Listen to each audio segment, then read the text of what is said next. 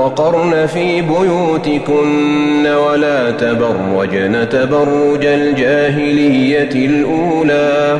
وأقمنا الصلاة وآتينا الزكاة وأطعنا الله ورسوله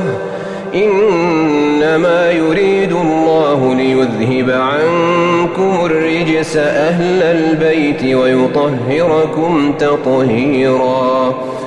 واذكرن ما يتلى في بيوتكن من آيات الله والحكمة إن الله كان لطيفا خبيرا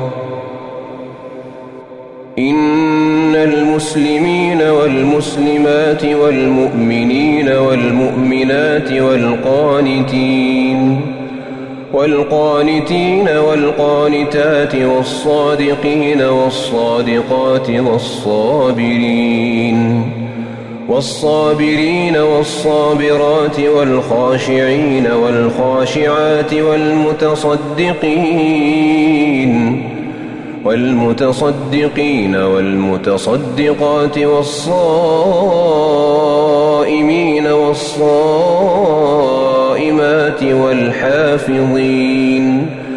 والحافظين فروجهم والحافظات والذاكرين الله كثيرا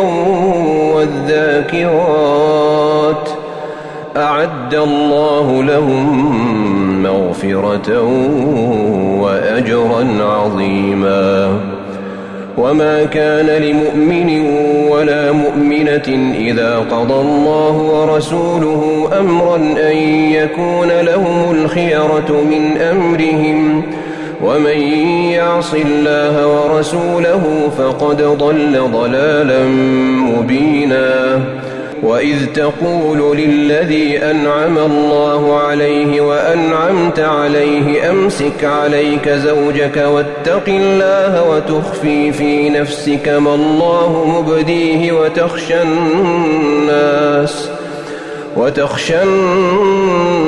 والله أحق أن تخشاه فلما قضى زيد منها وطرا زوجناكها لكي لا يكون على المؤمنين حرج في أزواج أدعيائهم إذا قضوا منهن وطرا وكان أمر الله مفعولا ما كان على النبي من حرج فيما فرض الله له سنة الله في الذين خلوا من قبل وكان أمر الله قدرا مقدورا الذين يبلغون رسالات الله ويخشونه ولا يخشون أحدا إلا الله وكفى بالله حسيبا ما كان محمد أبا أحد من رجالكم ولكن رسول الله وخاتم النبيين وكان الله بكل شيء عليما يا أيها الذين آمنوا اذكروا الله ذكرا كثيرا وسبحوه بكرة وأصيلا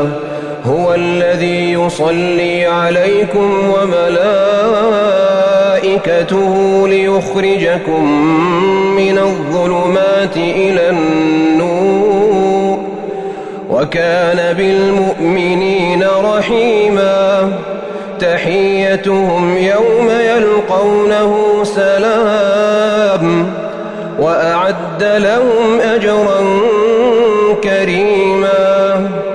يا أيها النبي إنا أرسلناك شاهدا ومبشرا ونذيرا وداعيا إلى الله بإذنه وسراجا منيرا وبشر المؤمنين بأن لهم من الله فضلا كبيرا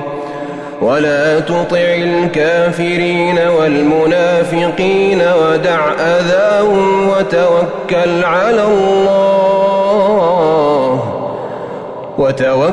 على الله وكفى بالله